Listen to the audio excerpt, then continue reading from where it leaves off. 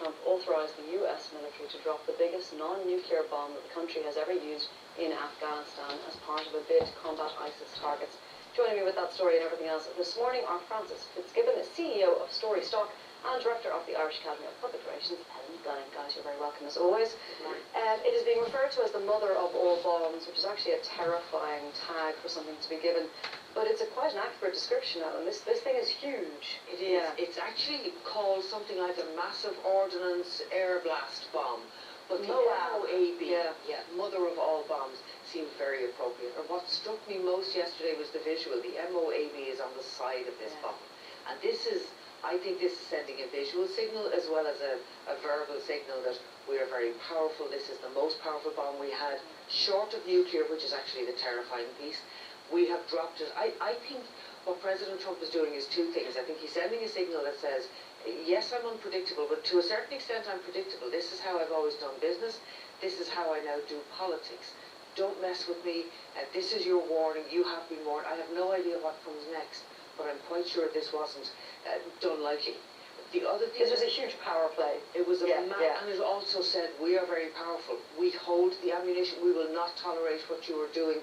I don't know what change is actually going to affect, but I thought it was interesting that the mother of all bombs was used, but also that from his own supporters' point of view, it says America is great, America is powerful, we are having an influence. It's interesting because an awful lot of Americans don't see the reason why America is involved outside of the States at all in any of these battles. And what he's doing is he's bringing it closer to home, and he's bringing it closer to the military. I thought it was really interesting. There was a clip of him at a press conference yesterday. He was surrounded by, he had two military guys on either side of him, and what he said was our military are marvellous and they're great, and that's what you would expect him to say. But he also said, look at the difference in the last 8 weeks. And the implication was, he has said to them, you go do whatever you think is necessary. And I'll sign off on it, but I'm having chocolate cake. Except I don't need to know the detail. You guys are empowered, you go do it. That is a good point. This is the influence of McMaster, who, it's been a bit of a game changer actually, his involvement. Like, it's very interesting actually, and Donald Trump or his people or whatever you want to call it, every time he's speaking to his constituency. And I think the language, Ellen's right here, the language is very, very important in this, the mother of all bombs, because mother is a term that signifies it's a big bomb. But B, very importantly, mother is protection. So here we are, we're dropping a big bomb, we're protecting you. And that language is very important to the constituency that he serves, because it makes him seem powerful. America great again, make America great again. And all this language is tying in to a very succinct message that he's trying to give to the people that voted for him. I'm looking after you. We are out there on the world stage, asserting America's authority and making America great again. It's all tied into that one single message. I think that it's quite dangerous. You know, you don't just drop bombs on sovereign countries. See, a lot of people are like, why Afghanistan? But military troops have been on the ground there. I think there's about 10,000 troops on the ground, and they promised under Obama to be there until 2024. So, like, they have been there. They'll be continuing to help Afghanistan fight countless numbers of jihadists from all groups, but from the Taliban, from Al-Qaeda to ISIS. And this was supposed to be America tells ISIS, we're not going to take this anymore. But there was a lot of bombing going on anyway. We didn't necessarily need to hear about all the PR around the bomb. Do you really need this mother of all bombs to wipe out what was effectively a series of tunnels? That could have been done with precision bombing, with other more targeted on the ground. We know that wars are never won from the air. Of course. This is by all means a PR campaign. You know, a successful one, Alan? I think the other thing you need to bear in mind is that the first casualty of any war is truth. It becomes optics, it becomes which side are you on, what story are you trying to tell, who are you trying to influence. So I think from Donald Trump's point of view, from the President's point of view, it was a very successful move. I'm not so sure from a world's point of view that was something that needed to be done, but perhaps it will be a game changer. Only time will tell how it's actually interpreted by the other side. Speaking of truth being the first casualty of war, we have Assad looking straight away at the images coming out of Syria saying it's propaganda. Which, and that 20 years ago might have been different, but now, with fake news and the fact that truth is no longer on a firm bedrock, it is sitting on shifting sands, is way more dangerous. The first thing I thought when I read it was, all of this fake news and alternative truths, people must be getting very confused about what to believe and what not to believe. And when you read what Assad said, it was very interesting.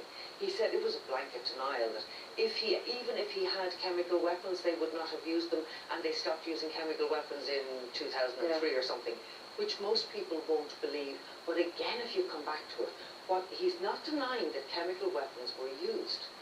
So he's saying that there were chemical weapons, and in fairness, the visuals, those horrific visuals of people suffering but he's and claiming dead they're and fake. dying. He says those children dying in the photographs never happened. That was propaganda. But he's playing into that agenda that says if there were chemical weapons, maybe they were already on the ground, and the bomb dropping on this store of chemical weapons was but it was your fault, lads. Exactly, it wasn't our fault, it was your fault. And I think your point is a good one. I think it muddies the water. I think people are no longer clear. From an outside point of view, you think it must be chemical weapons, but then visuals can be manipulated as well. They can be. So who knows what's really happening. You remember Comical Ali, who was the spokesman for of Saddam course, Hussein during the Iraq War, and him talking about, no, there's no invasion here, and tanks kind of almost rolling in behind him. That was kind of comical. Yeah, he would have delighted in the idea of fake news and being able to blame fake news for this, but there was an element of that when Assad was talking about something that very obviously happened. Theresa May has come out, backed by intelligence, saying we believe that this was an attack by Assad. Turkey have also similar intelligence, and I think it stunk of the ridiculous a small bit. And it kind of... But no longer as ridiculous, as Ellen said, because absolutely, but it gives an insight into the man and the dictators, and when they're surrounded by yes men and people who are like telling them, you can do anything, you can do this. It gave us an insight into who he is in his life and stuff like that. And it's another frightening one on the opposite side of the world from Donald Trump, same but different kind of element. Very much so. The question that raises the United Nations, how much power does the United Nations have, or is there really any point in the United Nations at all anymore when you can't even get a resolution that condemns what has happened? Very true, Ellen. Let's talk about, and the hearts of everyone in this country goes out to the families of those on Rescue 116 today, because to read what is in all of the papers, the preliminary report of what happened that night is harrowing as a normal person, but as somebody who loved one of those individuals, it must be agonising, Ellen. It's the first time I can remember that the actual text of what happened in the black box in the minutes before something fatal happened was actually covered. It's voyeuristic in some ways that you have to read it, and yet I think it should have been kept private, personally. Do you know the strange thing with it? I read it last night and instantly thought, I feel so much for those people. It's horrible. And yet I thought the other element is it was so professional. That yes, they died, yes, they had 20 seconds warning, that they actually needed to raise the chopper, and the text says, turn right, we're gone. I actually thought there was something quite calming about it. From a family's point of view, I would like to think that actually they were professionals to the very end. Professional. They knew they had got it wrong, and literally the comment was just, we're gone. There was no panic. It was, we have done everything we can do. I do think it raises the huge issue of why on earth the whole island wasn't on the route. The island wasn't on the route. The lighthouse wasn't on the route. That's the question, Francis. Was pre-programmed in. How did this happen? I mean, I know this is just a preliminary report, and we shouldn't really be asking the hows and the wheres and the whys, because we don't know exactly what happened. But we are given to believe that they simply didn't know the island and the lighthouse were there because it wasn't on the route. I was baffled when I saw this part of it, and one of the things we need to learn from all these accident reports is we need to put in place measures that will ensure this never happens again. And it just seems outrageous and ridiculous that an island is that size and couldn't have been mapped out on their technology. It's not as if it just arrived a while ago. And it would make me worry about other technologies in our aircraft and aviation systems that we should be looking at now and take from this and learn from this and move on. I think if I was a family member, I would want to know. I think families in these type of scenarios want to know it will never happen again. They want to know it will never happen again, and that's very, very important to them. And let's not forget as well, there are 2 people still missing. I was just about to say there are 2 bodies that still haven't been recovered. Those families still wait every day. That's a tragedy. I think sometimes too when you have the body, it's a closure. It's something you can put behind you almost and move on. When you don't have that, it's a very, very open wound. In an era of technology, is that the quote started with 2 people saying, we haven't been here in a while. They were utterly reliant on the information. To remember what they had learned before, and that shouldn't be necessary. You could tell from reading it, they knew something was amiss, but they were flying blind.